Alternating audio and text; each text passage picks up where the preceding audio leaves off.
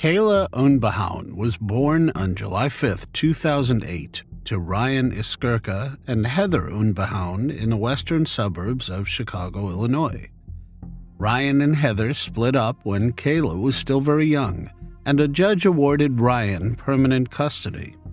In 2017, Kayla was spending July 4th with her mother. She was scheduled to be returned to Ryan the next day on her 9th birthday. The next day, however, Heather and Kayla did not show up for the court-ordered exchange, and the police were immediately contacted and an investigation was launched.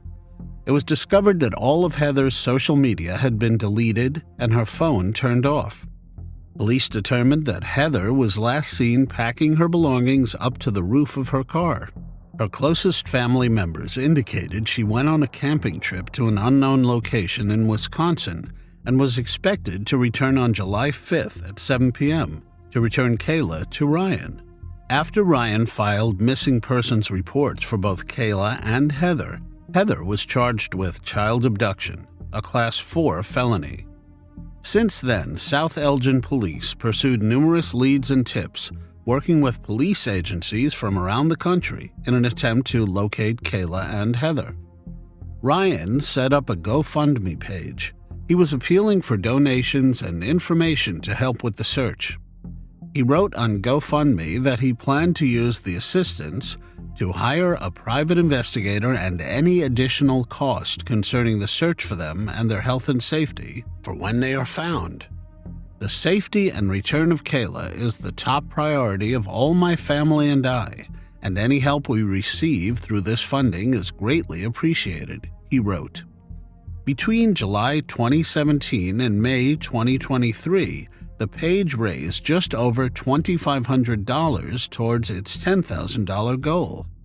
In November 2022, Kayla's picture was featured on an episode of Netflix's Unsolved Mysteries. At the end of the episode, called Abducted by a Parent, missing posters and age progression images are shown from the National Center for Missing and Exploited Children.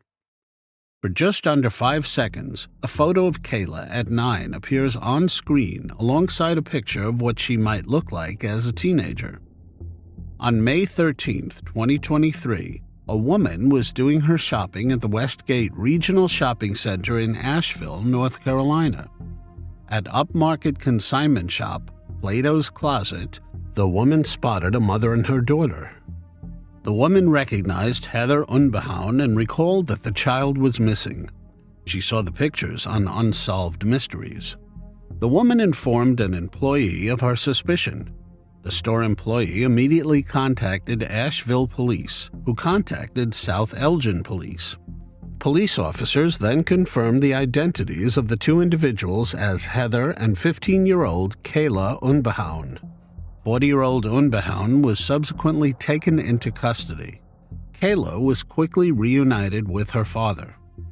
Ryan said in a statement issued through the National Center for Missing and Exploited Children that he was overjoyed that Kayla is home safe. I want to thank the South Elgin Police Department, the National Center for Missing and Exploited Children, and all of the law enforcement agencies who assisted with her case, Ryan continued. I also want to thank all of the followers on the Bring Kayla Home Facebook page who helped keep her story alive and were instrumental in spreading awareness. We ask for privacy as we get to know each other again and navigate this new beginning. South Elgin Chief of Police Jerry Krauschik also thanked citizens across the country and other law enforcement agencies who worked so dedicatedly to help bring Kayla home. We are overjoyed to report that the child is in good condition and in good spirits since being reunited with her father, he said in a release. Following Unbehaun's arrest in Buncombe County, she was charged with the felony offense of extradition, which she declined to waive. She posted $25,000 bond and was released from custody, then turned herself in the following day in Kane County, Illinois, where she was booked on an abduction charge. The 40-year-old appeared before Judge Julia Yetter on May 18, 2023, and was released on bond with an electronic monitoring device. Ryan obtained an order of protection against Unbehaun, who is barred from being within 1,000 feet of his house and cannot leave Illinois without court permission. Unbehaun's next scheduled court date is June 14, 2023. A Class 4 felony in Illinois can carry a sentence of 1 to 3 years, often probationary. 49-year-old Larry Fuller lived in Ignacio, Colorado in 2009. He worked as a diesel mechanic. Larry was married to Paula Silva, and the couple had 4 children together. They lived in Colorado since 2000. On the evening of December 31, 2008, Larry and Paula went to the Sidekick Bar at 677 Goddard Avenue to celebrate New Year's. Walking home, Larry was shot by an unknown perpetrator. It was less than 2 hours into the new year. He succumbed to his injuries at the scene. Investigators at first believed the motive may have stemmed from an altercation that took place at the bar, but Paula told them that the couple had stayed out of any conflicts that night. Unfortunately, there were no witnesses and no real leads for investigators to go on. The case soon grew cold. Sadly, Paula Silva passed away in 2015 without ever learning who was responsible for taking her husband's life. In February of 2023, the Colorado Bureau of Investigation became the lead investigatory agency on the case at the request of the Ignacio Police Department. The agency put out a renewed request for the public's help. A lot of interviews were conducted by investigators, and it finally paid off. On May 18, 2023, 38-year-old David Hendren was arrested at the Navajo Nation in Arizona and was charged with taking Larry's life.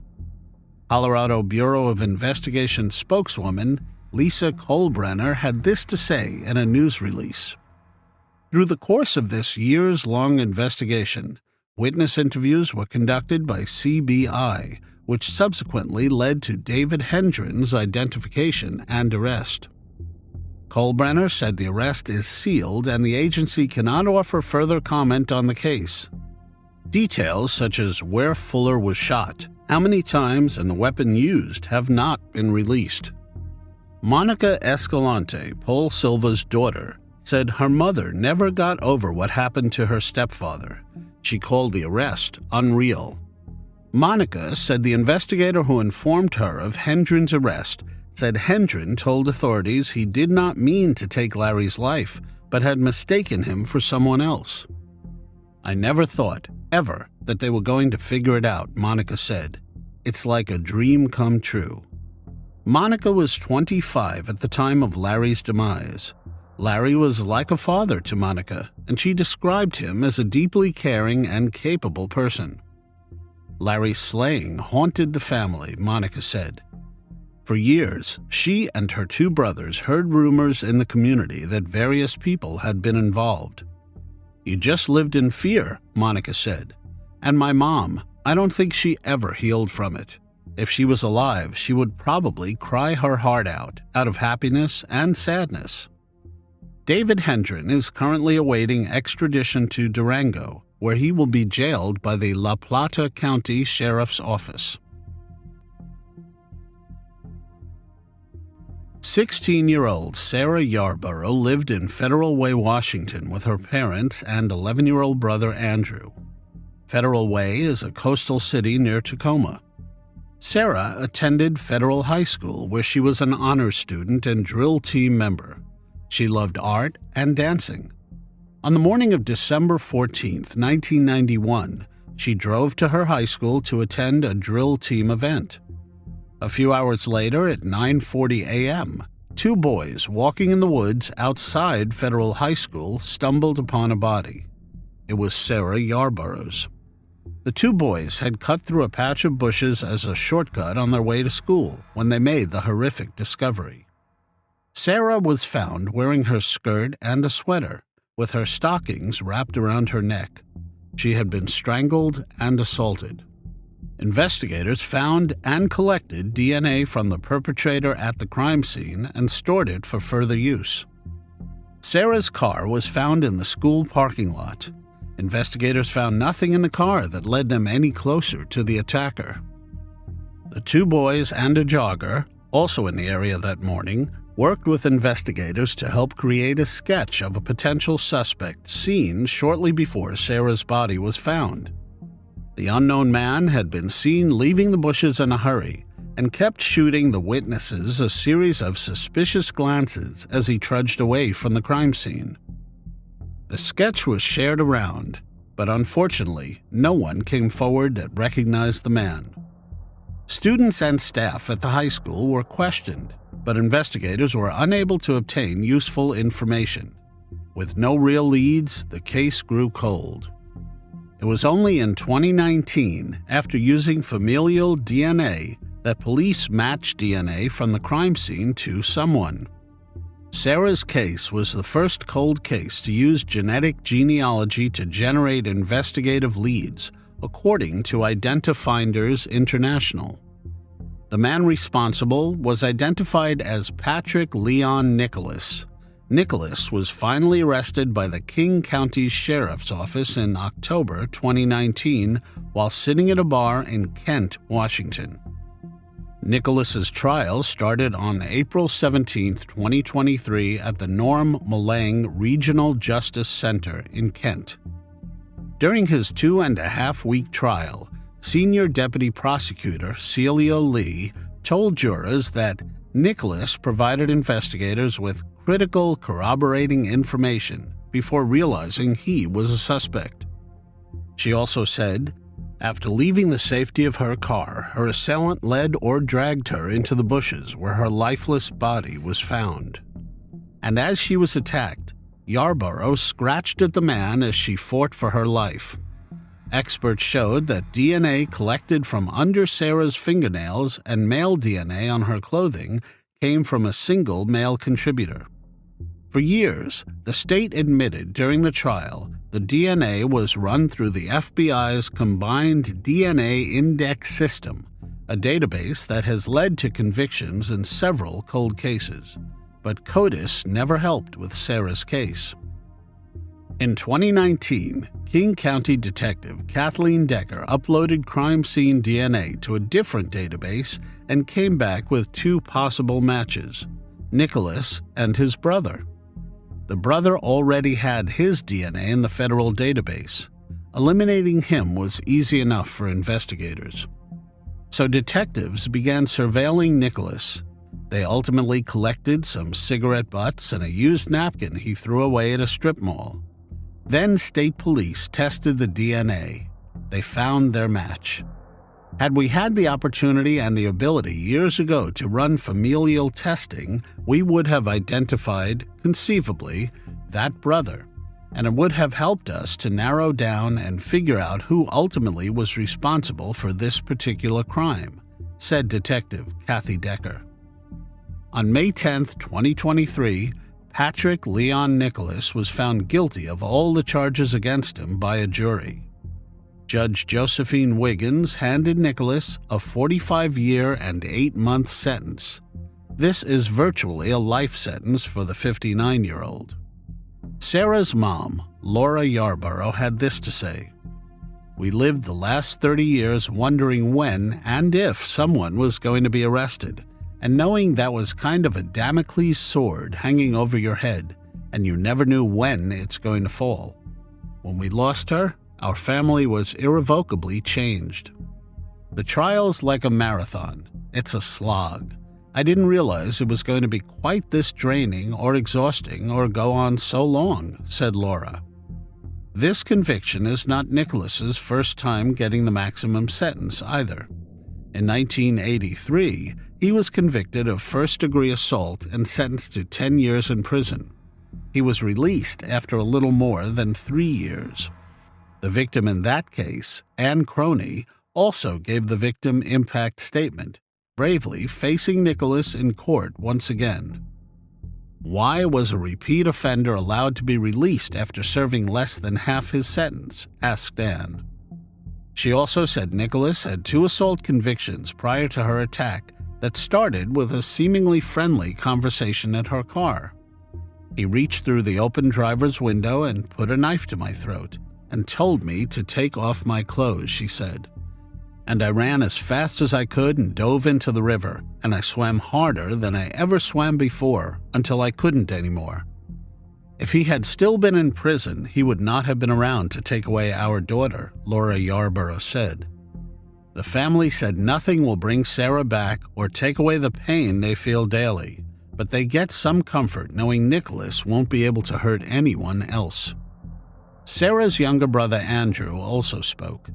He does not possess the ability to experience remorse or feel emotions the way normal people do. He does not belong in the free society with the rest of the people in this room. I recall the pain in my father's voice over the phone telling me that Sarah was not alive anymore. I recall the sounds of my parents crying through the walls at night as I laid in bed. Nicholas was also ordered to pay restitution to the Yarborough family. The amount will be determined at a later date. Sarah's family added they're extremely grateful to every investigator who has worked so hard over the last 30-plus years to bring Sarah's slayer to justice. 59-year-old Carol Reiff lived in Gloucester Township, New Jersey. She had an apartment in the Lakeview apartment complex. On June 21, 2013, Gloucester Township Police Department officers responded to the Lakeview apartment complex to check on Carol after she never showed up to a planned trip with family members and was not answering her phone. When officers got into her apartment, Carol was not there. Her keys were still in her apartment, and her car was in the parking lot. She was subsequently officially reported as missing. Then, 4 days later, detectives found Carol Reiff's remains in a wooded area behind an old maintenance building for the complex, located off Lower Landing Road, not far from Route 42. An autopsy was unable to determine what exactly happened to her due to decomposition. During the initial investigation, potential DNA evidence was recovered from a pair of Carol's jeans, as well as an empty beer bottle in her apartment. Unfortunately, at the time, DNA testing did not produce conclusive results. Over the years, advances in DNA analysis have helped open new doors in the investigation, specifically equipment that can collect evidence, leaving the hope that the perpetrator would soon be found. Detective Jeremy Jankowski of the Camden County Prosecutor's Office said, "It has always been my hope that when they close this, it's going to protect other people from having to suffer through this as a family and for the loss of life." Then, on May 11, 2023, 59-year-old Joseph Grizoff was arrested and charged with taking Carol Reiff's life. Grizoff was arrested by the U.S. Marshals Service Camden Division in Moorestown. He was then held at the Camden County Correctional Facility as he awaits a detention hearing. Following the arrest, detectives revealed Grizoff, who was a maintenance worker who lived near Carol's apartment, was interviewed at the time her body was discovered. Officials said Grizoff told police during that interview that he would regularly see Carol outside and admitted to complimenting her in the past. He also claimed that he had never been inside her apartment. Despite that claim, recent DNA testing revealed the strong proposition that Carol and Grizoff were both contributors to DNA profiles obtained from the jeans and the beer bottle that were found in Carol's apartment. Gloucester Township Police Chief David Harkins said, "The Gloucester Township Police Department and the Camden County Prosecutor's Office have never forgotten about Carol Reiff.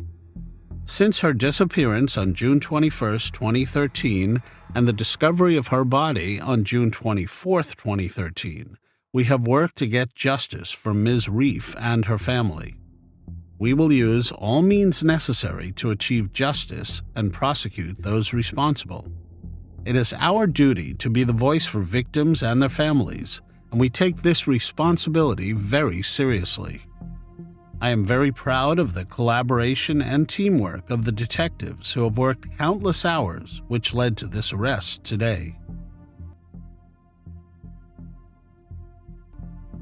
In August of 2014, human remains were found in the trunk of a car in the 2700 block of Powhatan Street near the intersection with Seminary Street in Alton, Illinois. Those remains were identified as those of Jose Randolfo Pagoda, a Honduran national 52 years old at the time. The identification leaned heavily on DNA science due to the level of decomposition of the body. At about the same time, a Mexican national who was in the country illegally was identified as a suspect. He is Odilon Villagran Gudino. In April of 2021, he was arrested in Mexico. On May 16, 2023, the 56-year-old was extradited to the United States and is now in custody at the Madison County Jail. Unfortunately, there is not a lot more information on this case. At approximately 5:35 p.m. on September 4, 2012, officers from the Yonkers Police Department responded to a 911 call about a suspicious package being found in the woods. Upon arriving at the scene, first responders found a decomposing human body that was wrapped in a large black garbage bag. Detectives with the department's major case squad and crime scene unit took over the investigation and were able to identify the victim as Bronx resident 26-year-old Pamela Graddick. Investigators determined that Pamela had been shot twice in the head at a location outside of Yonkers and dumped in the woods in an attempt to conceal the crime. Police identified Wanda Vagia as a person of interest early on in the case. She was the girlfriend of Pamela and they lived in the same apartment. A month before Pamela's body was found on August 13, 2012, Vagia told Pamela's family that she had returned after the weekend to find Pamela gone, but items she should have had with her were still there.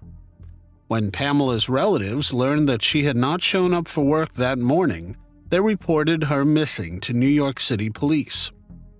Investigators were unable to explain how the petite Wanda Vagia could have moved the larger Pamela's body to the secluded area in the woods from their apartment.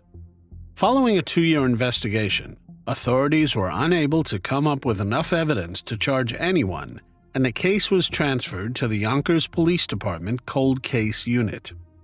In January of 2022, investigators conducted an interview with 41-year-old Wanda Vagia. During the interview, Vagia confessed. She said that she shot Pamela inside of the Bronx apartment they shared due to ongoing domestic issues between them. She said that she got the weapon from John Torres. Torres helped her move the body from her apartment to the woods. In March of 2022, both Wanda Vagia and John Torres were taken into custody. Torres was charged with second-degree criminal facilitation, first-degree prosecution hindering, and tampering with physical evidence, all of which are felonies. City of Yonkers Police Commissioner John J. Mueller said in a statement following the arrests, "The passage of time only reinforces our commitment to solving these heinous crimes. The Yonkers Police prides itself on focusing on victims and their families and doing whatever we can to deliver justice for them. I hope that these arrests bring some degree of closure to Pamela's family and friends, and I applaud the extraordinary efforts of our cold case detectives in closing out this case after so many years. Well done." In June 2023, Wanda Vagia was sentenced to 20 years to life for taking Pamela Graddick's life. Pamela's sister, Tawana McClellan, had this to say in court: "You took my sister from me. You took my sister from all of us, and I hope that burns in your soul." 23-year-old Renee Sweeney lived in Sudbury in 1998. Sudbury is a city in Ontario, Canada. Renee was a music student at Laurentian University and worked at an adult video store to help pay for school. It worked with her schedule, and it was quiet so she could do her homework when no one was there. On January 27, 1998, Renee was working at the video store in Paris Street. A man entered the store shortly before 11 a.m. and approached the counter. He stabbed Renee 30 times and then stole $200 from the cash register. The man then went to the washroom to clean up. When the man emerged from the washroom, he was surprised to see Renee was still alive. She was behind the counter trying to dial a number on the telephone. Renee then fought with the man and managed to scratch him, but she unfortunately succumbed to her injuries. The man was seen running away from the store. Police who arrived at the scene a short while later were able to collect large amounts of evidence from the scene.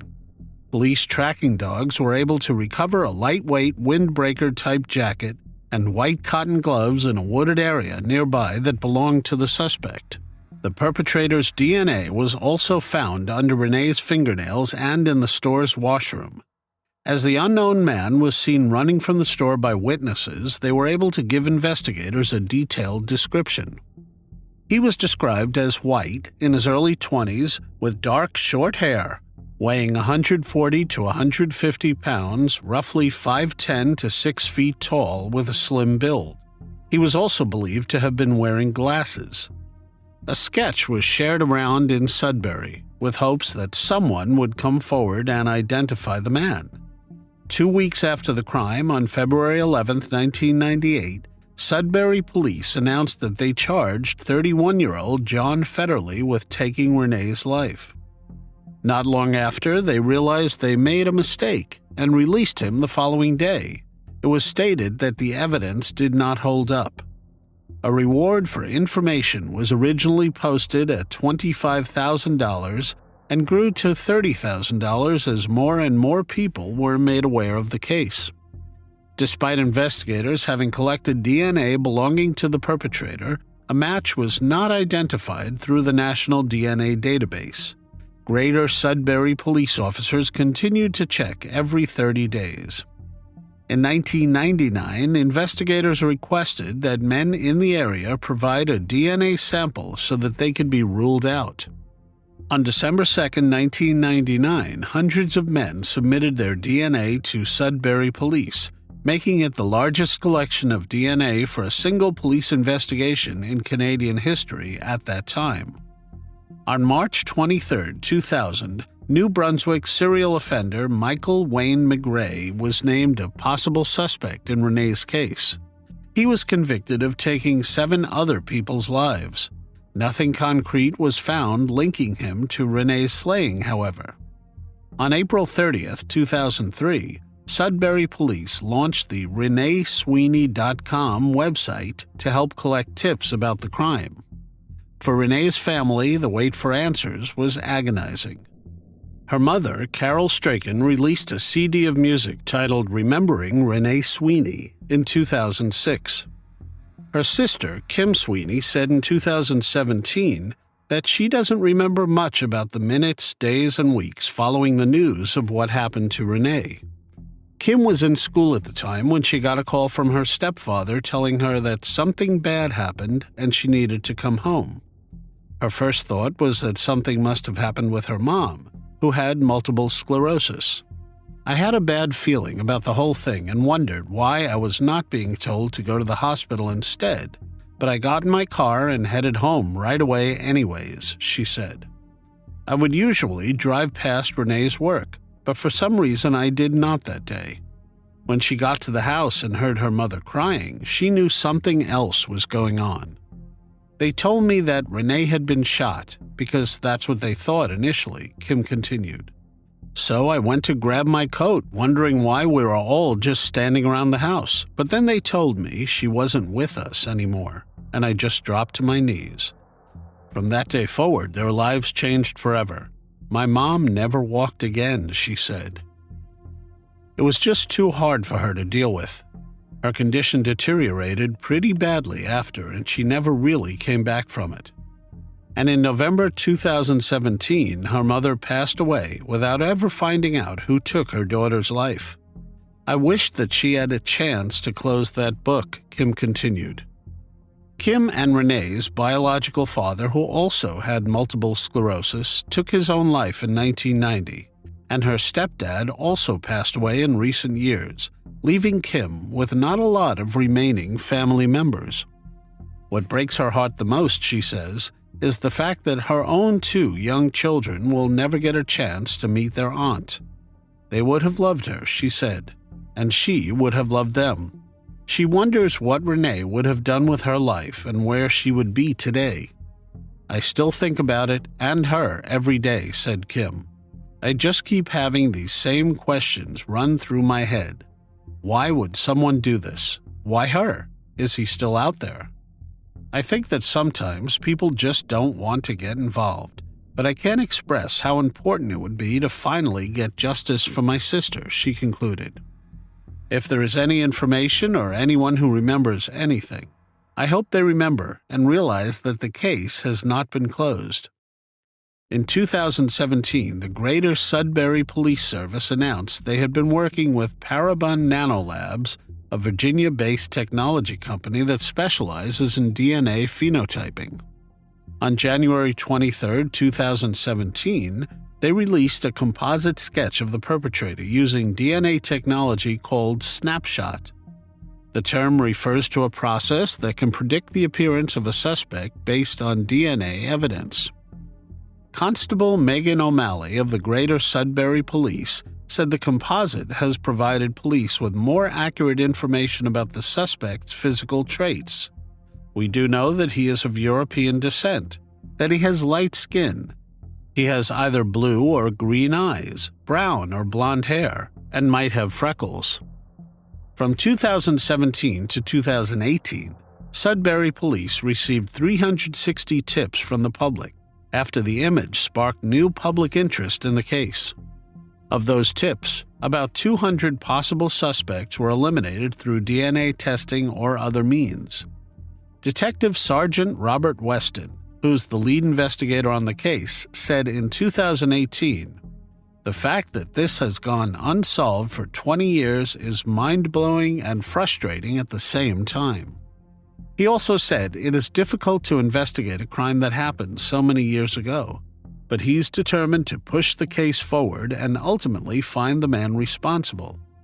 The more you get involved in a case like this, you almost build a relationship somewhat with the victim. At the end of the day, the focus is on Renee. I still remain confident that the suspect will be identified. By late 2018, investigators had followed up on thousands of tips and ruled out 1,800 people. As 20 years had passed, most people assumed the suspect would never be caught. So it was a shock when on December 12, 2018, Sudbury Police announced that they arrested 38-year-old Robert Stephen Wright and charged him with taking Renee's life. His DNA matched the DNA belonging to the perpetrator. Wright was an 18-year-old Lockerbie Composite School student at the time of the slaying. He was arrested in North Bay, where he worked as a lab tech.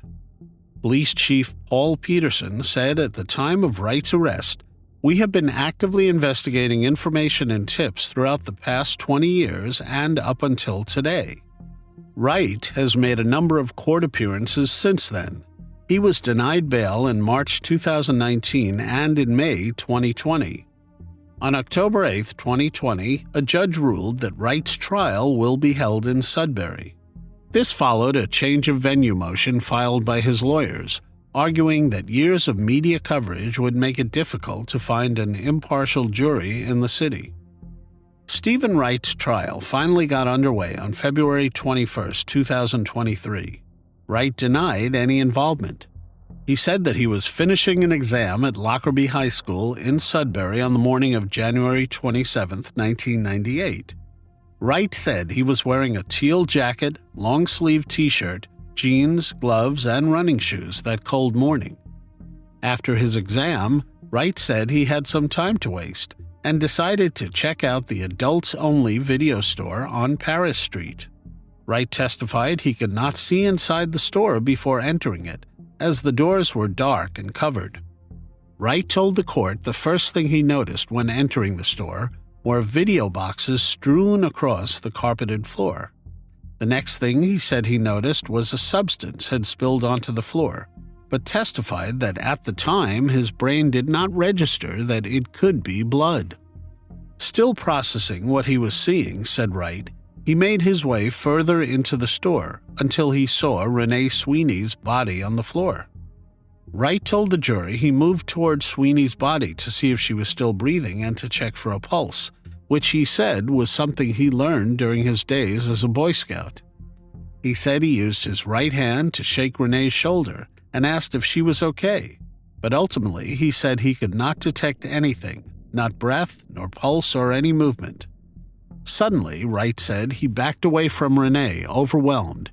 He told the court he realized there was blood on his jacket and that he was freaked out. He told the court, "I ran because I was terrified. I was a stupid kid. I wish I had stayed." "I can't describe what was going through my mind," Reiff said. "I was completely overwhelmed at that point. I just wanted out of there." Reiff told the jury that when he got up from the body, he had to stabilize himself and grabbed a hold of something, but doesn't remember what. Reiff was asked if he was aware of a cash tray on the counter where a fingerprint matching his DNA was found. Reiff said he wasn't aware of the tray and added that he was not sure what he grabbed onto while trying to steady himself. Reiff said he did not flip the money clips of the cash tray up and that he did not steal anything from the store. He said the next thing he remembers doing is crouching down, grabbing his teal jacket and gloves, and running away. Reiff was asked why he decided to discard his jacket and gloves. "I realized at that point that I had run from a crime scene, and I was terrified that I would be accused. The worst decision in my life was to run. I did not even know if I consciously made that decision." After that, Reiff said he briefly thought about going to a friend's house, but decided against it as he did not want to involve anyone else. He said he took the first bus home in Valcaron from the City Center Mall in downtown Sudbury. Reiff said he arrived home to an empty house that afternoon. He told the court he never told anyone about what happened, not even his parents. "I just wanted to distance myself from the whole thing and forget about it. It was very traumatizing. I did not want to worry them, and I was also ashamed of running." There were lots of inconsistencies with Reiff's story. It did not explain how his DNA got under Renee's fingernails and in the washroom. It also did not explain how his fingerprints were found under the cash box. Furthermore, no one else was seen at the crime scene, and no one else's DNA was found. On March 29, 2023, he was found guilty of all the charges against him. The jury delivered its verdict in the Sudbury courthouse after deliberating for a little more than a day. A cheer went up from the side of the courtroom where the Sweeney family was sitting, and people hugged each other with tears in their eyes. There were also tears in the eyes of Reiff's mother, and his father gave a meek wave as they watched their 43-year-old son be led out of the courtroom by police officers. With Renee's sister Kim standing next to her grinning, family friend Kelly Irvine told reporters they were thrilled and ecstatic with the jury's decision. Renee Sweeney got justice today after what horribly happened 25 years ago, Kelly Irvine said. Justice Robbie Gordon will sentence 43-year-old Stephen Wright on June 29, 2023. It is expected to be a sentence of 25 years. Renee's sister Kim had the last word in her victim statement. "Do you know what it's like to have lost your best friend? I have, and there aren't any words in the English dictionary that describe the hell that losing Renee has caused my family. I had to look at that jacket that was covered in the blood of my sister and be reminded of the brutality. I am asking to sentence him to the maximum sentence possible. We have lost 25 years of our life. He should get 25 years to think about what he has done." 29-year-old Wendy Aughe lived in Bellingham, Washington in 1987. She was a beauty school student and the mother of 2 young children. Wendy was last seen leaving La Paloma restaurant in Bellingham during the early morning hours of April 25, 1987. She was driving her 1972 Ford Torino, which was painted red with a black vinyl top. Wendy was accompanied by the restaurant's bartender, a drifter who called himself Mike Johnson. Little did she know his real name was Darren D. O'Neill. Wendy has never been seen or heard from again. Her car was found abandoned in Eugene, Oregon on May 2, 1987. O'Neill's fingerprints were inside. When authorities searched Wendy's apartment after her disappearance, they found signs of a struggle, as well as blood, male DNA, and soaked bedsheets. An all-points bulletin was issued for O'Neill. He had worked for the La Paloma restaurant for only 2 days before he disappeared after emptying the cash register and stealing liquor. The United States Customs authorities reported photographing him driving across the border into Canada. He was apparently alone in the vehicle at the time. When investigators finally caught up to O'Neill, he was incarcerated for another crime, but more on that later. Frustratingly, without Wendy's body, investigators did not believe they had enough to convict O'Neill for taking Wendy's life. The case went cold. In 2015, the Bellingham Police Department received a report from the Washington State Patrol Crime Laboratory on evidence found at Wendy's home. The lab used the male DNA found at the crime scene and entered it into the state and nationwide databases. Recently, they were able to match it with O'Neill's DNA. Then on March 1, 2023, it was announced that 63-year-old Darren D. O'Neill was charged with taking Wendy Aughe's life. He was extradited from Oregon, where he was serving a life sentence for an unrelated crime, to Washington State. He is currently being held on a $10 million bond. O'Neill refused to tell investigators where they could find Wendy's body. O'Neill was born on February 26, 1960, in Albuquerque, New Mexico. He was drafted into the Army and had to move to numerous cities, including Bavaria, Germany, and Fort Polk, Louisiana. He was discharged on February 28, 1982, and that is where his crime spree began. It started with public indecencies in Colorado Springs. In November 1984, O'Neill was charged with assaulting a woman, but she ended up disappearing, and the charges were dropped. In 1987, O'Neill moved to Puyallup, Washington, and found a truck driving job in Tacoma.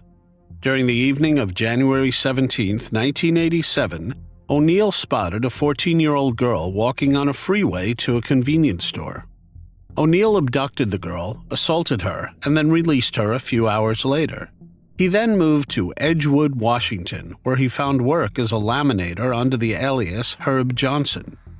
O'Neill took 22-year-old Robin Smith's life on March 27, 1987. Her body was found in his car. It was then, on April 24, 1987, that he took Wendy Aughe's life. After that, he moved to Tennessee and ultimately Lakeland, Florida, under the alias John Mayo. On September 22, 1988, police pulled O'Neill over for a traffic violation, but he attempted to escape, prompting a chase. O'Neill attempted to escape on foot after crashing his car into a curb, but was soon caught. O'Neill was positively identified as the person responsible for what happened to Robin Smith through fingerprint analysis. In January 1989, O'Neill agreed to a guilty plea in Robin's case in exchange for a reduced prison sentence. O'Neill was sentenced to 27 years and 9 months in prison, the maximum sentence available under his plea deal. In Oregon, he was sentenced for all his assaults and kidnappings. He was given a total sentence of 135 years in prison. O'Neill is the prime suspect in the kidnapping and slaying of 22-year-old Leah Elizabeth Zubert. On June 9, 1987, Leah was heading from Twin Falls, Idaho for Boise to reach the airport where her fiancé, Dwayne Abbott, was meeting her. Leah experienced car trouble on Interstate 84 near Mountain Home. A friend she called from a truck stop was the last person to hear from her. When she did not arrive at the airport, her family reported her missing. On June 13, 1987, motorists east of La Grande, Oregon, discovered her body. She had been strangled. Several witnesses saw a man matching O'Neill's description at several nearby locations along the interstate, as well as in Spokane, Washington, hours after Leah Zubert went missing. O'Neill is also suspected of the failed kidnapping of a woman in Burley, Idaho a week after, though no further details have been provided. Darren O'Neill is currently awaiting trial in Wendy Aughe's case. Dispatchers received reports of shots fired on Winship Street in Hartford, Connecticut on June 22, 2019. When officers arrived, they found a man in his 30s who had been shot. He was transported to Hartford Hospital and underwent emergency surgery. The man has since recovered from his injuries. A second man was found in a vehicle nearby. The man was not alive anymore and had been fatally shot. Authorities identified the man as 24-year-old Eros Diaz. He lived in Avon, Connecticut. Eros's family offered a $500,000 reward for information leading to an arrest and conviction. After a lengthy investigation, police said 35-year-old Gino McMahon of Hartford was identified as a suspect. McMahon was arrested on June 13, 2023 and charged with taking Eros's life. A motive has not been made public, but it was noted that both Eros and McMahon were involved with illegal substances. Witnesses came forward placing McMahon at the crime scene as well as DNA on a hat found near the crime scene. He is being held in lieu of $3 million bail and is set to appear in Hartford Superior Court on July 10, 2023. According to the affidavit, Eros Diaz and Xavier Lugo, who was 31 at the time, were shot on June 22, 2019 at about 9:30 p.m. in the area of 25 Winship Street after they were involved in a car crash. Eros Diaz was shot in the head and pronounced deceased at the scene, and Lugo, who was found about a block away from where the shooting took place, suffered multiple gunshot wounds and was initially listed in critical condition. Eros's mother, Catherine Diaz, said, "We have worked and prayed for this day to come. We never gave up hope that my son's attacker would be brought to justice. I truly hope that our effort to get the perpetrator off the streets protects other mothers from the loss of a child or a loved one. We are thankful for the many members of the criminal justice system who worked for 4 years to help my family begin to heal." Laurel Jean Mitchell was born on May 24, 1958 in Whitley County, Indiana, to parents Richard and Wilma Mitchell.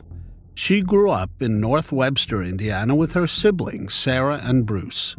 With a population of about 500 at the time, North Webster was extremely safe. A place where residents often did not lock doors, where parents felt comfortable letting their children ride bikes up and down the traffic-free streets. It was a community where everyone knew each other, and folks spent hours hanging out on their front porches. By 1975, 17-year-old Laurel was a senior at Wawasee High School. She was employed at Cokesbury Inn in the Epworth Forest neighborhood on the shores of Webster Lake. For her, working at the restaurant was a perfect opportunity to gain valuable experience while earning some extra money. She was determined to make the most of every moment, and with this attitude, she threw herself into the job with all the energy and enthusiasm she could muster. In no time, Laurel Mitchell had become a favorite among the staff and the customers. Laurel was involved in a local church youth group and was part of a traveling singing group called God's Children. They traveled all over the United States singing. The group had made some records and had a couple of albums. Laurel was described as very, very religious. Most of her free time was spent at the church. Despite the occasional argument, Laurel and her siblings had a tight-knit bond that only grew stronger with time. Laurel was a beloved figure in the community, where her warm smile and demeanor won over the hearts of everyone she met. One of her most endearing qualities was her unwavering kindness and her caring nature. The neighborhood children were particularly fond of Laurel. It was not uncommon to see her surrounded by children, all clamoring for her attention. Laurel had many talents. She had a natural gift for singing, so it was no surprise that she was a key member of the local church choir. Laurel was also an accomplished dancer who honed her skills by taking lessons at a local studio. For Laurel, singing and dancing were more than just hobbies. They were a way of life. August 6, 1975 started out as a typical day. Laurel and her siblings had morning chores that they completed.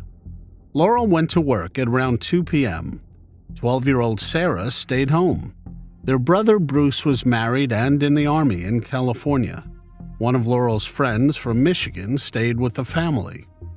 Laurel left work at the snack bar around 10 p.m. She was supposed to meet friends at the Adventureland amusement park about a half-mile walk away. One of her co-workers offered Laurel a ride, but she declined and said she'll walk instead. Laurel was seen walking towards the amusement park on the north side of North Webster. This was the last time she was seen alive. It was a family friend named Scott Pruitt who saw Laurel at the pillars of the entrance of Epworth Forest. He waved at her and she waved back at him. She then went past the pillars. Laurel never met up with her friends. They decided to go to the county fair instead. This included the friend from Michigan. As a result, no one was aware that Laurel was missing until she did not come home at midnight. Laurel was responsible, known to call her parents if she was going to be late arriving home. When she did not return home by curfew that night, her family knew something was wrong. It was confirmed when the friend from Michigan arrived at the Mitchell's house and asked, "Where's Laurel?" Her friends thought she went home, and her family thought she was with her friends. This led to her parents, Richard and Wilma Mitchell, reporting her as a missing person at 4:16 a.m. the next morning. The dispatcher took their information and promised to send a unit out to their home to take a report. An extensive search was then launched by the police, family members, and friends of Laurel. Richard Mitchell went out and walked the ditches up and down the road in case she had been hit by a car and thrown off to the side. Concerned neighbors and friends gathered together to search for her by combing through the woods and checking roadsides. Investigators determined that Laurel never made it to Adventureland. It was clear to them something happened on the way there.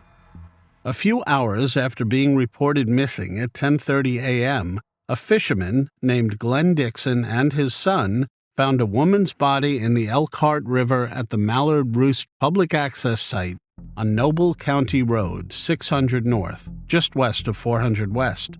They called 911. The officers waded into the water and pulled the body up onto the bank. They reported seeing a white female laying face down on the west bank of the river near the boat landing ramp. The body was floating about waist deep. State police could not immediately identify the woman. They estimated the body had been there about a day. Police checked out missing persons reports in the area fitting the victim's description. She was described as 5'5", weighing about 160 pounds with long brown hair. Police then identified the woman as Laurel Mitchell with her class ring from Wawasee High School, class of 1976, with her initials LJM engraved inside. At first, investigators believed it was an accidental drowning, despite Laurel being a strong swimmer. That was until the autopsy report came back. The autopsy was performed later in the day on August 7, 1975, by Dr. P.L. Sankey at the Goshen General Hospital. The autopsy showed that she was forcibly drowned as well as assaulted. The autopsy also showed signs that Laurel made a violent struggle in order to survive. The police speculated that much of the evidence of the crime had washed away in the water, as only a small bruise was present on Laurel's hand and a few abrasions under her arms. After the discovery of Laurel, police vehicles pulled up outside Laurel's parents' home. Richard and Wilma were anxiously waiting for any news of their daughter's whereabouts. They were not prepared for the news that was about to be delivered to them. As the officers told them what had happened, Richard's eyes filled with tears. Wilma, as well, was inconsolable. Laurel's funeral was seen as a testament to the sense of community in North Webster. There were so many flowers at the funeral home that there was no room for the people. An enormous crowd of well-wishers, friends, and family members had come to pay their respects to Laurel Mitchell, who had been taken from them far too soon. They had to move the funeral to the church. Laurel's sister Sarah said that she does not remember the sermon at all. I just remember sitting between my dad and my brother, and they were both squeezing my hands so hard. When we walked out the door of the church, there were people lined up all down the street that couldn't even fit inside the church. The investigation into Laurel's demise intensified after her funeral, with detectives from multiple state and local agencies working round the clock to solve the case. They combed through evidence and interviewed many more individuals. A person called investigators at 3:15 p.m. on August 9, 1975. The person had some important information, but it was not clear. The caller hung up before they got the full message or her identity. Investigators made an appeal for the person to contact them again, and they would do their best to keep her identity private. Police set up a headquarters for the continuing investigation in North Webster. One local witness, identified as Catherine Flynn, said around 10 p.m. that night she heard a loud car turn around next door. She said she heard voices say, "Let's get," or "Let's get her." Investigators interviewed Catherine, who lived half a mile east of Epworth Forest on Epworth Forest Road. She said she was home on Wednesday, August 6, 1975, and that around 10 p.m. or a little later, an old car turned into the drive next door and turned around as it came back by her house. She informed investigators that she heard several voices say, "Let's get," or "Let's get her."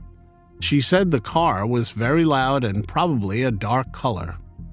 Another local, Frank Overmeyer, told investigators he also heard a loud vehicle in the neighborhood, possibly an Oldsmobile Cutlass.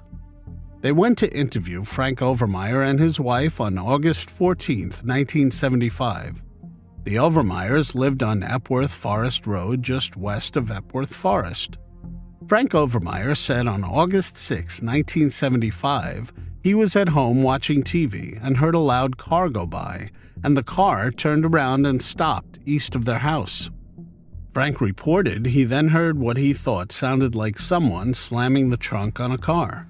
Frank reported he turned on his porch light and stepped outside. When he stepped out, 2 cars were leaving the area.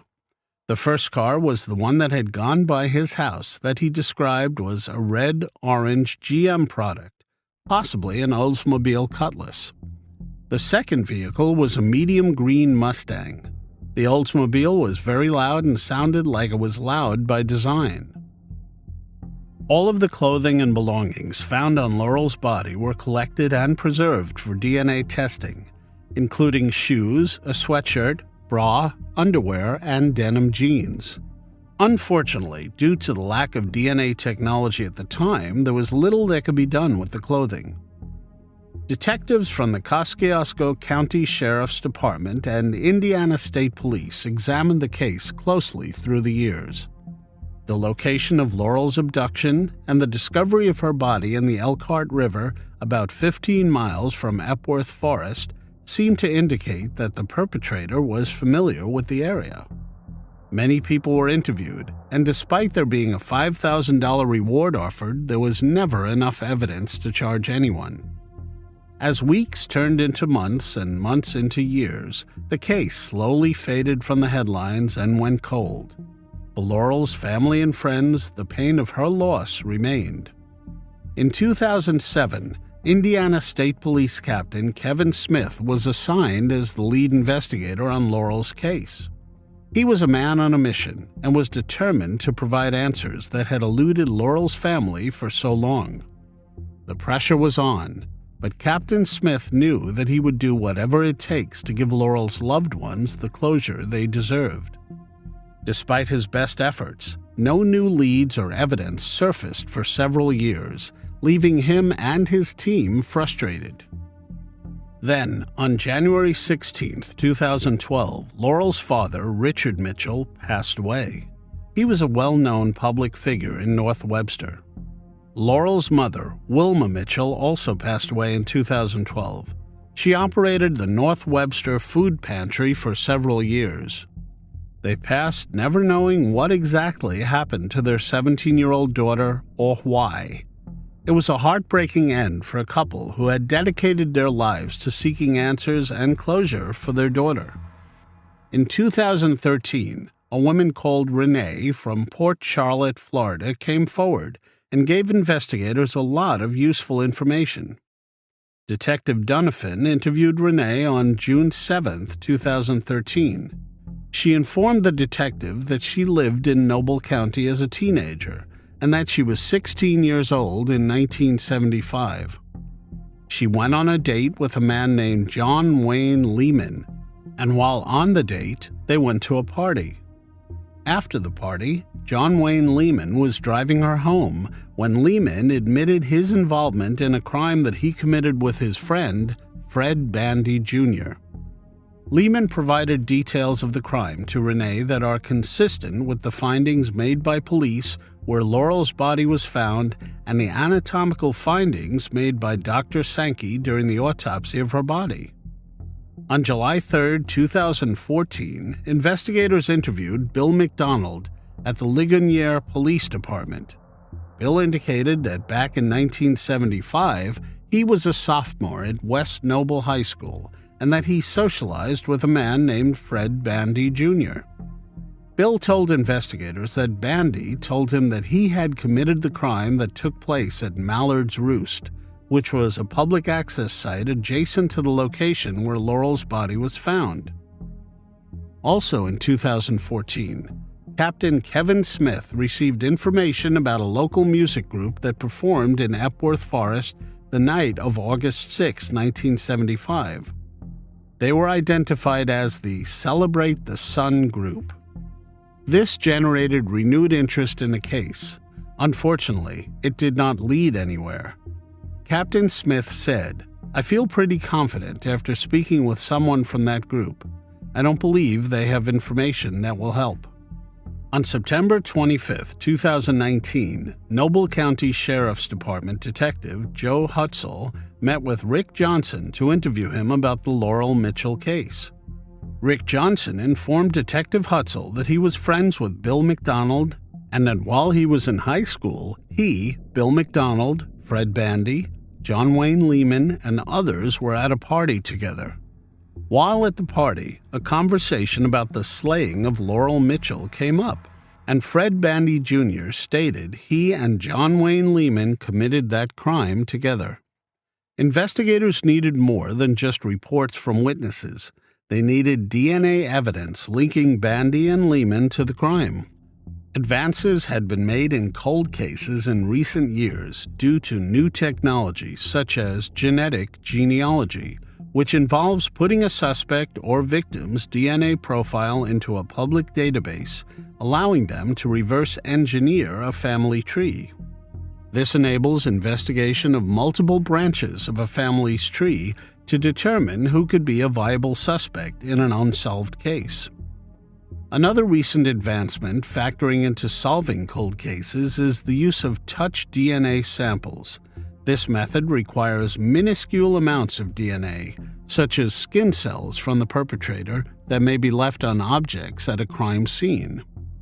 A breakthrough enabling an accurate genotype from rootless hair is another technique now available.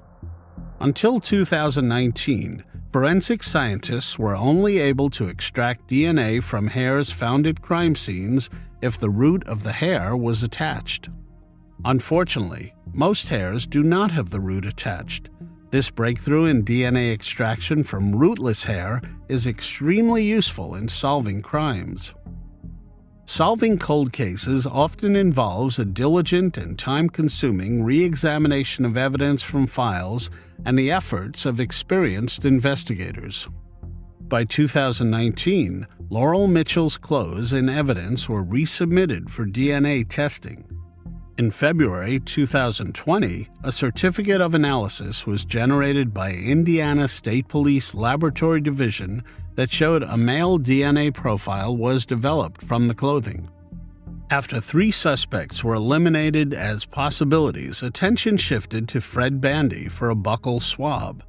Bandy voluntarily provided the DNA sample on December 5, 2022 at his residence. On January 13, 2023, the state laboratory found that Fred Bandy Jr.'s buccal swab showed he is 13 billion times more likely to be the contributor of the DNA on Laurel Mitchell's clothing than any other unknown person. A review of Indiana State Police records also disclosed that Bandy was driving a 1971 Oldsmobile at the time, which is consistent with eyewitness statements from area residents on that fateful night. Investigators concluded that Lehman and Bandy, with premeditated malice, used Bandy's Oldsmobile to bring Laurel to the Mallard Roost public access site in Noble County, where they forcibly removed her from the vehicle and deliberately drowned her. While the Indiana State Police declined to comment on the specific techniques used to solve the case, Ashley Hall, the director of the Forensic Science Graduate Program at the University of California, explained. She said the method seemed to be a standard genetic identification technology used in crime labs called STR, or Short Tandem Repeat. The technology is developing to become more and more sensitive. It is being developed to pick up smaller and smaller amounts of DNA. We can pick up much more DNA than we used to be able to. Laurel Mitchell's case is a good example of the power and evolution of DNA testing to assist in criminal investigations, Dr. Hall said. We're not done with our work until every family, every victim has an answer, and the fact that we can go back to cases that are this old, this is where we should be going, she said.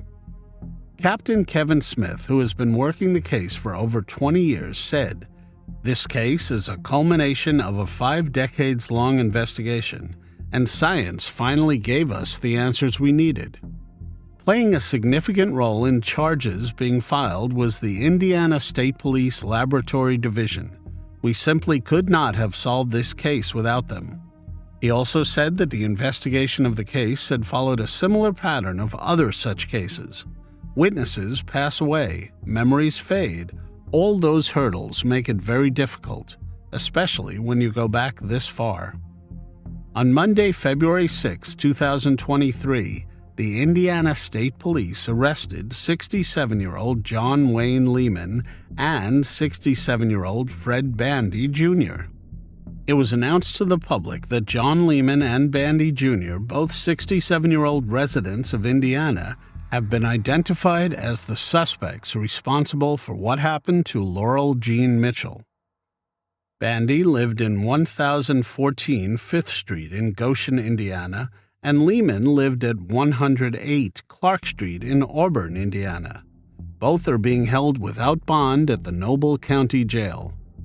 This is not the first time that Fred Bandy Jr. is in trouble with the law. He is a twice-convicted child abuser and deemed a violent predator. In 2001, he pleaded guilty to child solicitation and contributing to the delinquency of a minor. In 2016, he pleaded guilty to 2 counts of child abuse and served nearly 6 years. During an initial hearing on February 8, 2023, Bandy and Lehman were informed by Noble Circuit Court Judge Michael Kramer they each face a charge of taking Laurel's life in the first degree. With current Indiana law, an individual convicted of such a charge faces a prison sentence between 45 and 65 years, with the advisory sentence being 55 years. However, since Laurel's slaying occurred in 1975, if the men are convicted, Bandy and Lehman could be sentenced to life in prison, which was the maximum possible prison sentence at that time. Also, during the initial hearing, a pre-trial conference for both Bandy and Lehman was scheduled for 1:30 p.m. on April 24, 2023, in Noble County. Laurel's sister Sarah, who was 12 years old back in 1975, recently did an interview with the New York Times after the arrests were made. She described their childhood in North Webster as typical before the horror visited her family. It was just a very small town, laid back. We felt safe, she said. We came and went as we pleased in the summer, and parents did not worry about us. She was a really good person. It's like, gosh, you picked somebody really good to do this to, somebody who could have done a lot of good in this world. I'm very glad they were finally arrested and very appreciative of the people who came forward. Sarah recalled how Captain Smith had carried around big books that detailed the names and addresses of everyone the authorities had interviewed over the years. There were over 1,000 names in there, she said. When Captain Smith called Sarah and her brother Bruce Mitchell to let them know they had arrested 2 men, she was surprised, but mostly wished her parents had been alive to see it. It has been 47 years, she said, but right now it feels like yesterday. 12-year-old Sarah Mitchell was the only one that could sleep that night when Laurel did not arrive home. She woke up the next morning, more surprised than anything that her sister Laurel hadn't come home yet. Young Sarah had a softball game that day, and her parents encouraged her to still go to the game. About halfway through the game, a neighbor woman showed up in the Mitchell family's car. I saw her pull up to the ball diamond, Sarah said. Sarah immediately yelled at her coach that she had to go. The neighbor only told her that she had been sent to pick her up. When they neared the house, it was swarmed with police cars. The neighbor said they're there to look for her sister. I walked in the back door, and there was my dad. He was crying, Sarah said. He told her that Laurel was gone. Gone, she asked. It did not register in her 12-year-old mind. Gone where? Then her father broke the news. Her big sister, the one who used to have to take her everywhere because, well, that's what big sisters have to do, was not alive anymore. Sarah also said what she thought of Lehman and Bandy when she first saw them in court. At 12, they would have been scary. They look like very frail men. I do not need to be afraid of them. I am glad they are going to be punished, that they won't be able to hurt anyone else, but she's still not coming back to us. Convictions would not bring closure for me. I do not think there is such a thing. We will continue to grieve. 51-year-old Telma Boinville lived in the quiet North Shore neighborhood of Pupukea, Hawaii, in 2017. She was married to Kevin Emery. They had an 8-year-old daughter named Makana. Telma was a teacher at a local elementary school. In order to make some extra money for her family, she cleaned units in a Hawaiian vacation rental. She enjoyed activities such as surfing, running, yoga, martial arts, and baking. On Thursday, December 7, 2017, Telma picked up Makana at Sunset Beach Elementary School and went to a nearby vacation rental house on Keiki Road, whose owners were clients of Telma's cleaning business. Makana stayed in the Toyota Tacoma pickup truck watching movies while her mother went inside the double-story home to clean it. Shortly after entering the residence, Telma walked in on a couple who was busy burglarizing the property. 23-year-old Stephen Brown and his 20-year-old girlfriend Haley Danderand got access to the house through an unlocked window.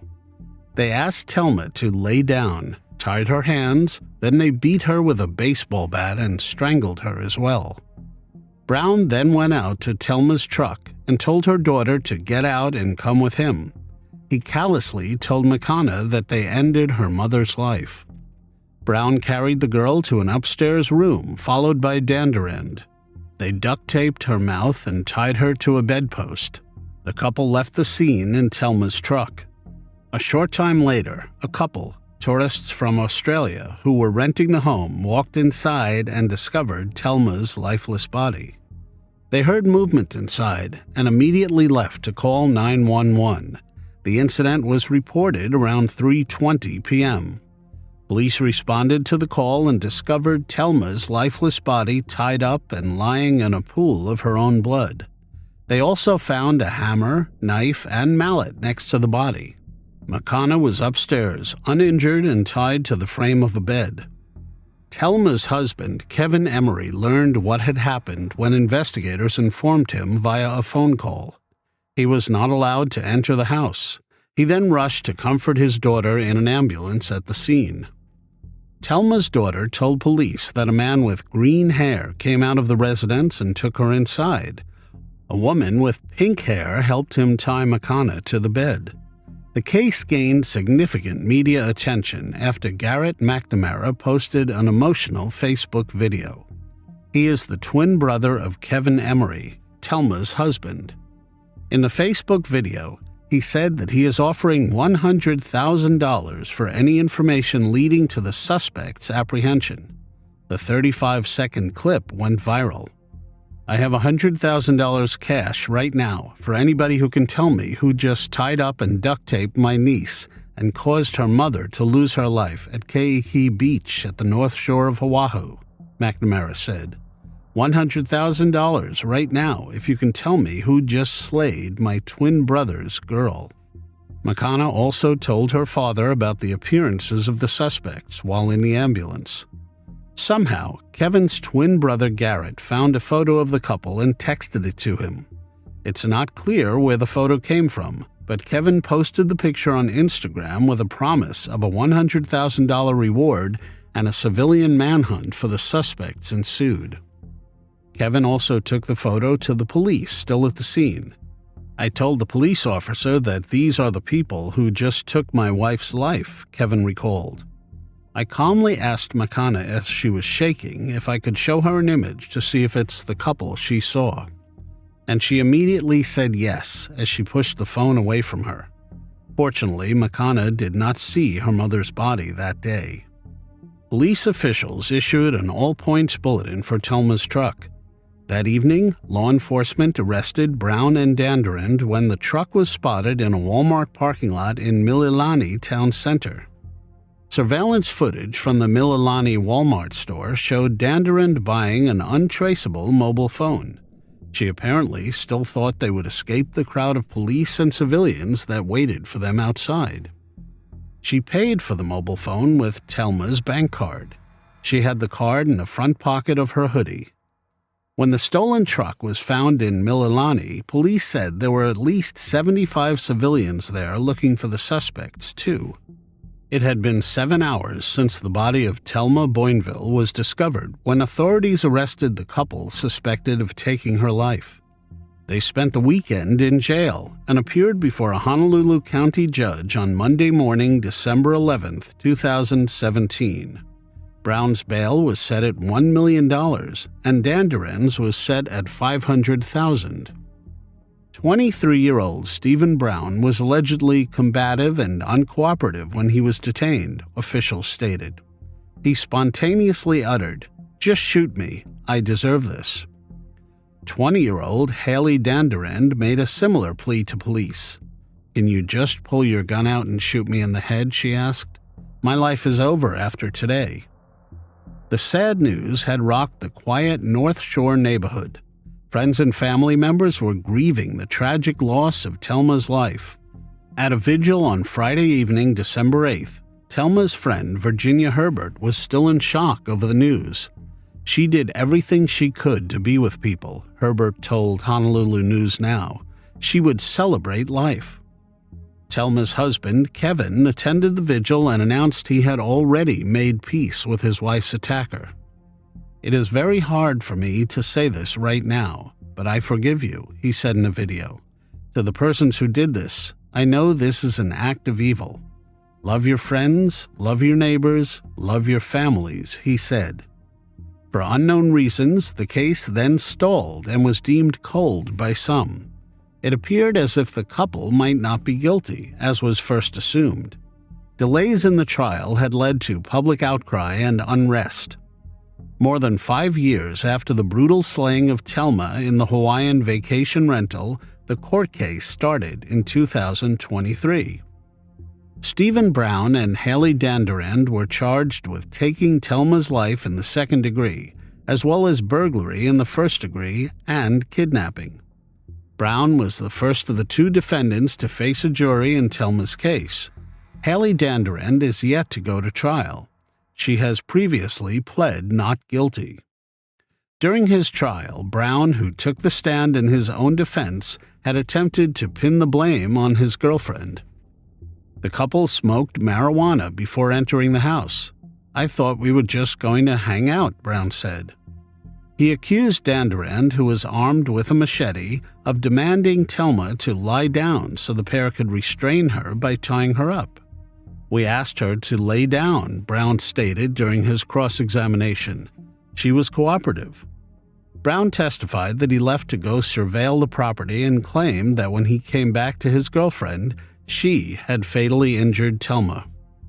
He said that Telma was unharmed and perfectly fine when he momentarily left the property. However, during closing statements, Deputy Prosecutor Scott Bell said Brown was the only defendant with the physical capacity to restrain Telma.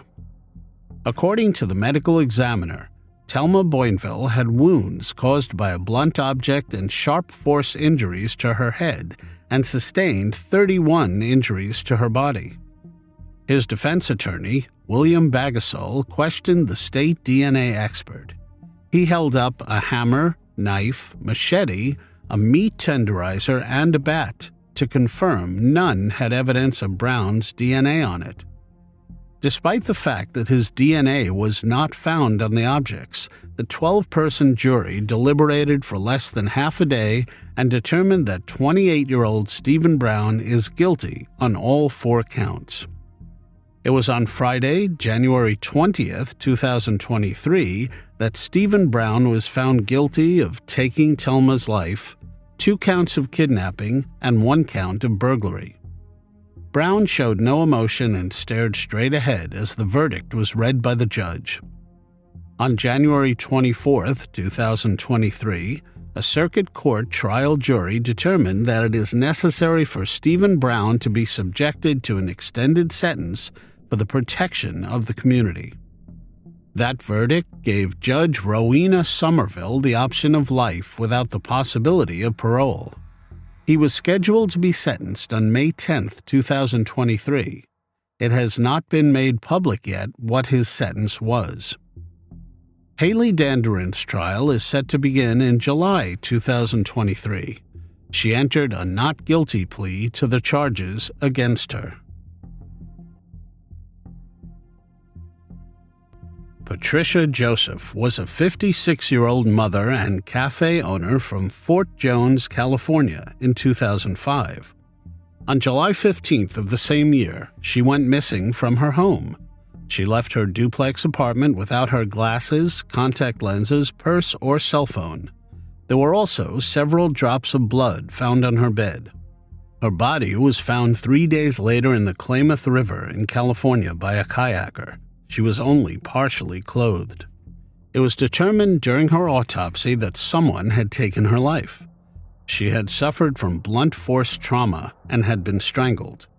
5 years later, in 2010, an arrest in the case was made. Philip William Frace was arrested after a witness came forward and made a statement that indicated that Frace was involved in Patricia's case. Frace was a marijuana grower from the Laytonville, California area. Patricia reportedly worked as a trimmer for Frace some time before her life was taken. Frace, at the time, was in the Mendocino County Jail awaiting trial after being charged with taking the life of an employee, Stephen Richard Schmidt.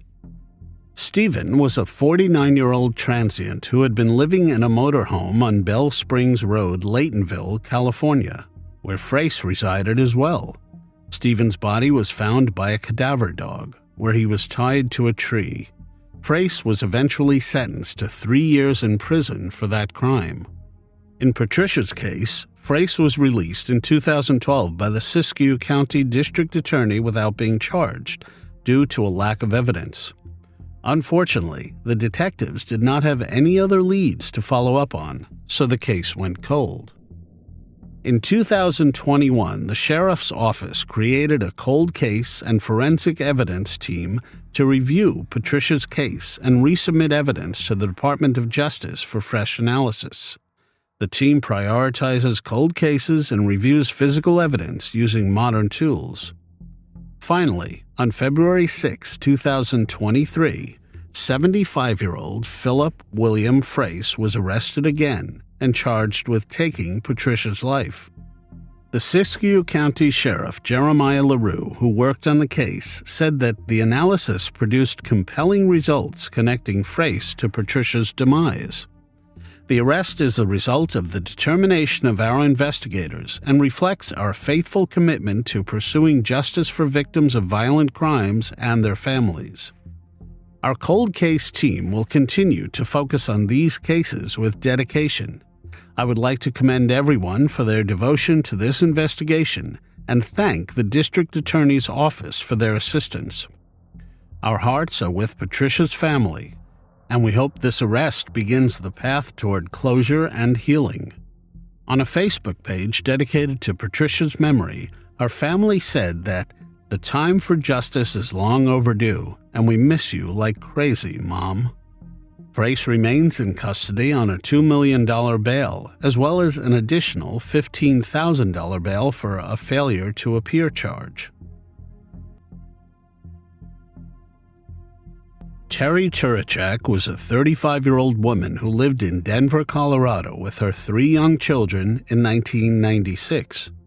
On October 5, 1996, in her apartment in the 1900 block of East 17th Avenue, Denver police and medical personnel found her body. She had been hit by a blunt object to her head. She had been strangled as well. Witnesses told investigators that they could hear there was a disturbance in her apartment the night that her life was taken. The detectives took DNA samples from her body, but they could not match it to a possible suspect. There were no witnesses and no real leads for investigators. The case subsequently went cold. In January 2023, 62-year-old Ricky Dawson was extradited to Denver after his DNA was matched to the DNA found at the crime scene in Terri's case. He was 35 years old when he took her life.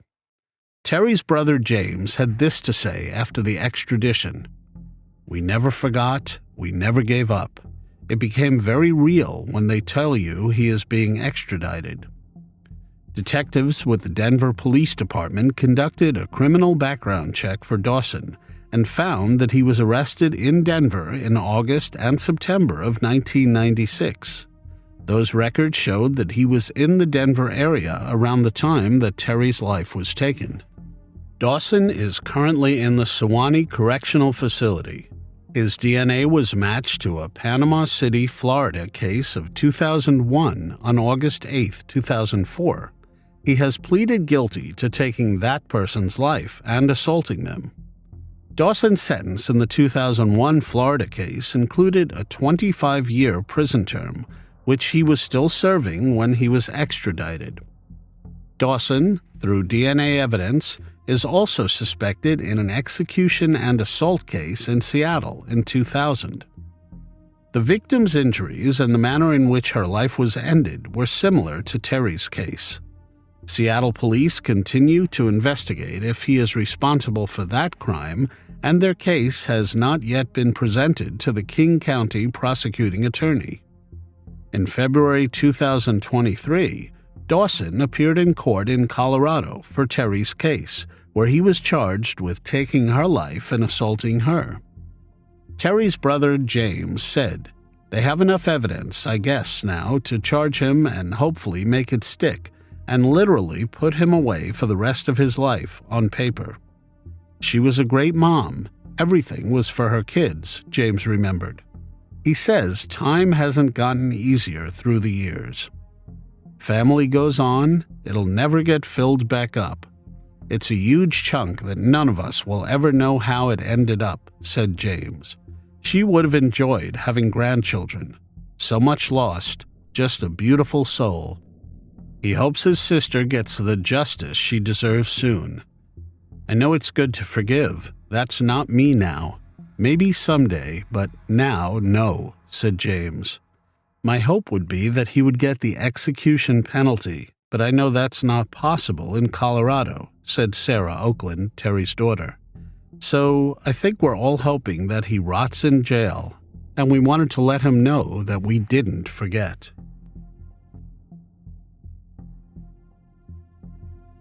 Cynthia Ruth Wood was a 33-year-old mother of 3 children staying in Bradenton, Florida in 1984.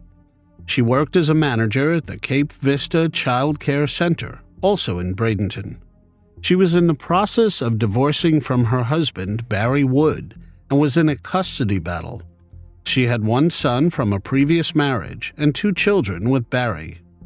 Cynthia was accusing Barry of physically abusing her and her son from the previous marriage.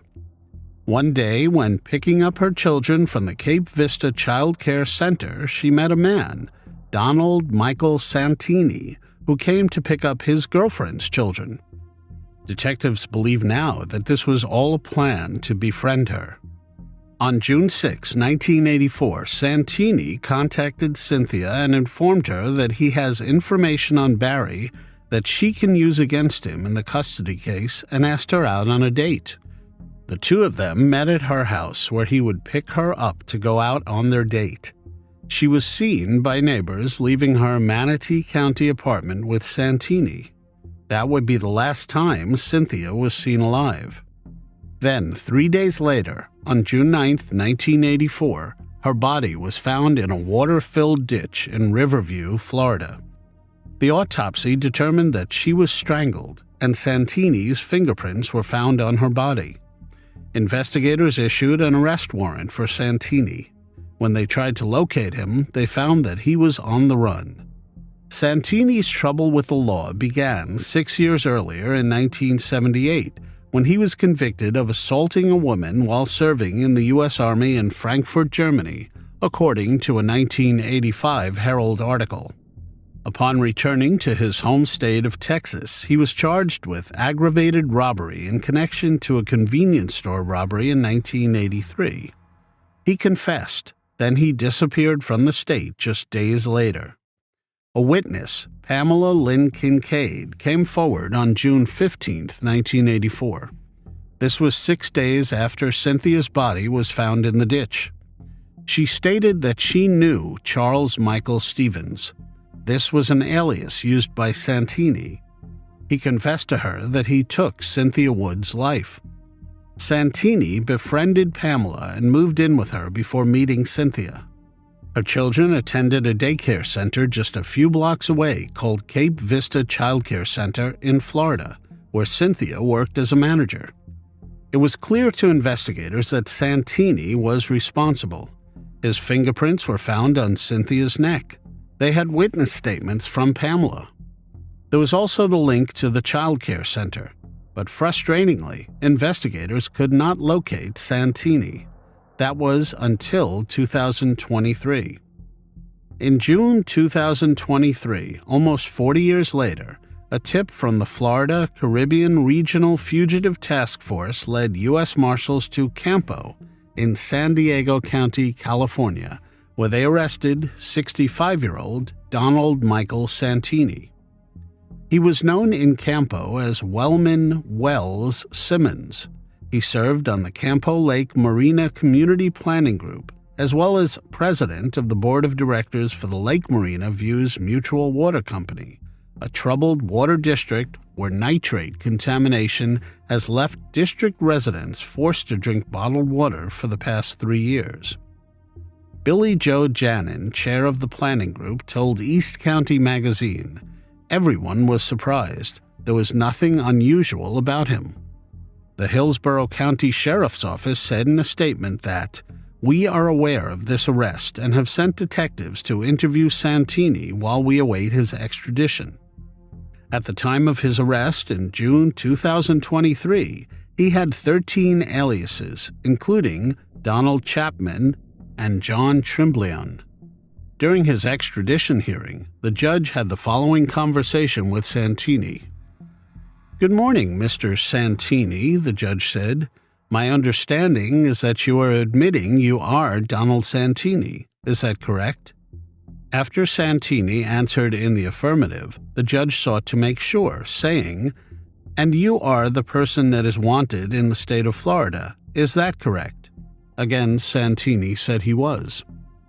On June 9, 2023, the anniversary of the day on which Cynthia's body was found and Santini's birthday, Santini agreed to be extradited from San Diego to Florida.